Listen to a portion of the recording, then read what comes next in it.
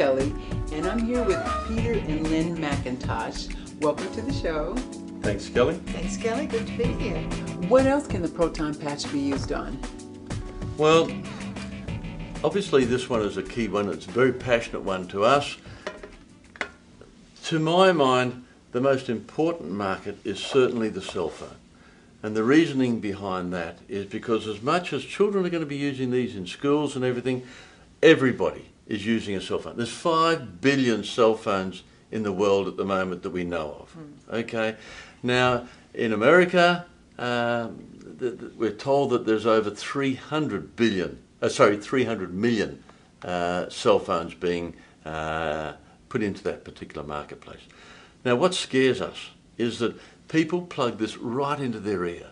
They don't use it with hands-free, which is one of the best ways they can use it, but they plug it right into their ear. Now, that's a direct channel straight into their brain. Okay? Now, as I mentioned before, you can boil water in 3 minutes from the microwave.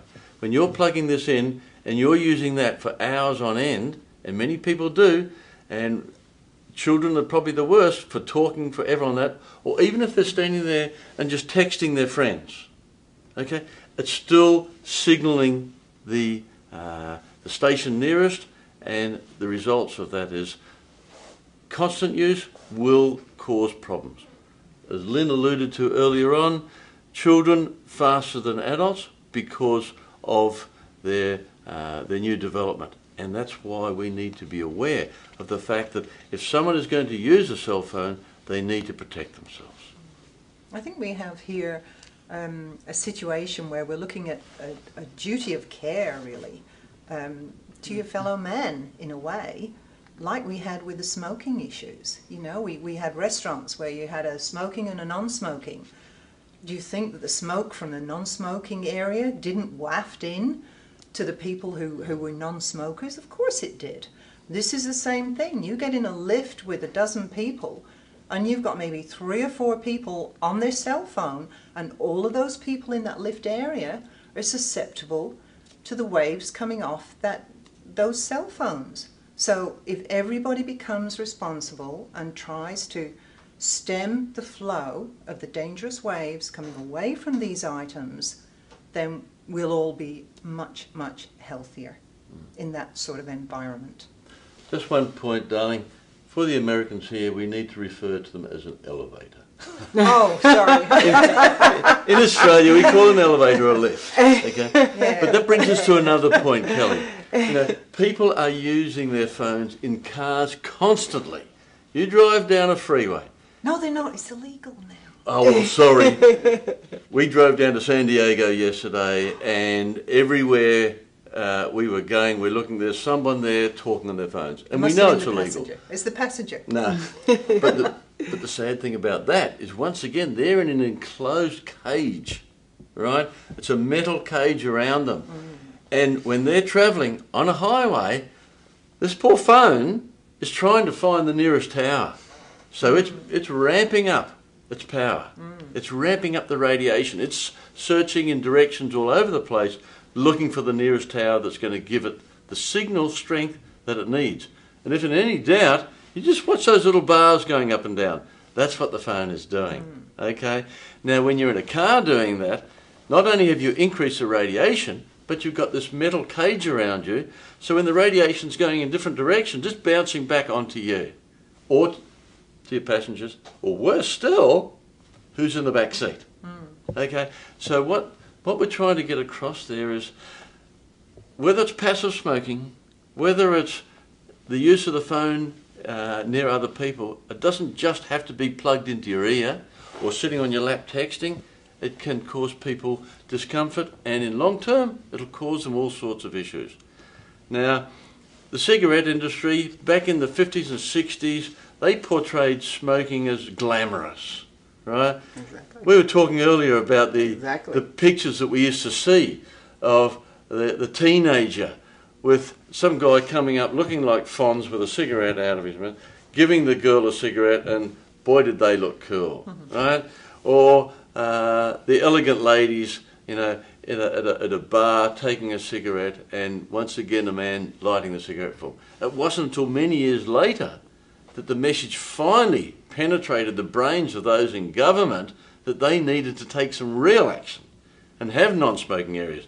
Put surgeon warnings on their cigarette packets. Tell people the problems.